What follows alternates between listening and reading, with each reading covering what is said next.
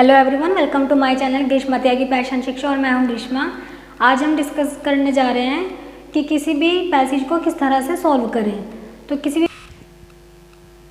तो हम डिस्कस कर रहे हैं कि किसी भी पैसेज को किस तरह से सॉल्व करें। आप किसी पैसेज को सॉल्व करने के लिए सबसे पहले पैसेज पढ़ते होंगे, उसके बाद क्वेश्चन अटैम्प्ट करते होंगे। तो उस तरह से किसी भी पैसेज को सॉल्व करने में कॉम्पिटिटिव एग्जाम में काफ़ी टाइम लग जाता है। तो जिस तरह से मैं बता रही हूँ, अगर आप इस तरह से पैसेज सॉल्व करेंगे तो आपको कम टाइम में और इजीली आपका पैसेज अच्छे से सॉल्व हो जाएगा, जिससे आप पैसेज में फुल मार्क्स गेन कर सकते हैं। तो उसके लिए सबसे पहले आपको क्या करना होगा, आपको ये देखना होगा कि उस पैसेज में क्वेश्चन क्या दिए हुए हैं। सबसे पहले उन क्वेश्चंस को क्या करना है, रीड करना है। तो फर्स्ट पॉइंट आता है हमारा क्वेश्चंस को रीड करना, और उन क्वेश्चंस में जो की पॉइंट दिए हैं, मेन पॉइंट, उनको आपको हाईलाइट कर लेना है। तो सबसे पहले आपको क्या करना है, किसी पैसेज को सॉल्व करने के लिए किसी भी पैसेज के क्वेश्चन अच्छे से रीड कर लेने हैं और उसमें मेन पॉइंट को हाईलाइट कर लेना है। सेकंड, आपको ये देखना है कि क्वेश्चन में आपको क्या पूछा गया है।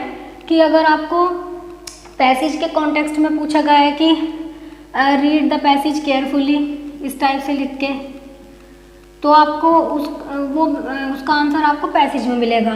कुछ क्वेश्चन इस टाइप से पूछे जाते हैं जो अंडरलाइन वर्ड होते हैं, या अपोजिट वर्ड उसको पैसेज में पूछ लिया जाता है। तो आपको सबसे पहले ये देखना है कि क्वेश्चन किस टाइप से दिए गए हैं। अगर आपको इस तरह का क्वेश्चन दिया है कि रीड द पैसेज, तो उसके लिए तो आपको एक बार पैसेज पढ़ना पड़ेगा और उसका मेन पॉइंट देखना पड़ेगा क्वेश्चन में कि है क्या।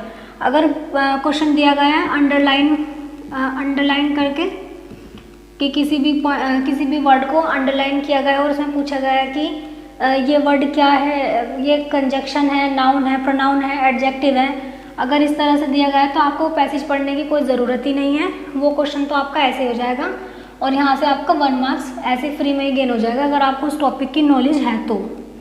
और सिमिलर या अपोजिट वर्ड में भी यही होता है। आप 4 ऑप्शन देख के उसका आंसर अच्छे से टिक कर सकते हैं, तो यहाँ से भी आपका 1 मार्क्स आराम से बन जाता है।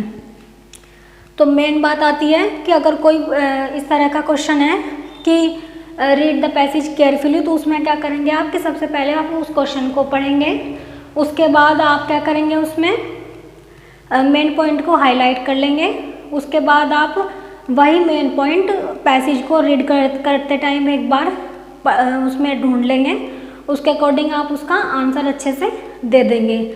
और आपको आंसर हमेशा पैसेज के कॉन्टेक्स्ट में ही देना है। ऐसे नहीं है कि अगर आपको किसी भी टॉपिक के बारे में पहले से पता है तो आप उसका आंसर अपने अकॉर्डिंग टिक कर दें पेपर में। आपको ऐसा नहीं करना है, आपको पैसेज के अकॉर्डिंग और उसके कॉन्टेक्स्ट में ही उसका आंसर देना होता है। और मोस्टली ऐसा होता है कि आपको क्वेश्चन पढ़ के उसके मेन पॉइंट को हाईलाइट करके वही आंसर आपको पैसेज को एक बार रीड करके उसके बाद मिल जाता है। तो सबसे पहले आपको क्या करना है, क्वेश्चन को अच्छे से रीड करना है। अगर अंडरलाइन वर्ड वाले क्वेश्चन हैं या फिर सिमिलर या अपोजिट वाले क्वेश्चन हैं, या कोई क्वेश्चन एक इस तरह से आ जाता है कि पैसेज का टाइटल दो, give the title of passage,